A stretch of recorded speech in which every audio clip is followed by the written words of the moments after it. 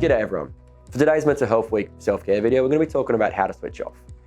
Switching off is super important to do with regards to work, because what can happen is sometimes we can start to take our work home, or our work can start to encroach in our personal space. We already spend more time with our workmates than we probably do with our family and friends, because at the end of the day, if we're at work for 8 hours, we get the train back and forward 2 hours, and then we're trying to sleep for 8 hours, you've only got a couple of hours you can actually spend with your family and friends. So it's super important to make sure that you are switching off, taking that step back, and making sure you're not just putting all your emphasis on work. Some strategies around this are making sure that your work stuff stays at the front door, making sure you take your boots off, making sure you take your work shirt off, leaving it outside. It could be having a work phone that goes off straight away when you get home.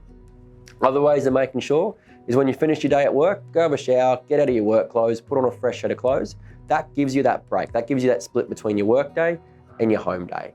And what that does is it means that work doesn't start to encroach on your personal time, because when work starts to encroach on your personal time, you can't differentiate. And when you can't differentiate, it's harder to find out that buffer, and that buffer is where we look after ourselves.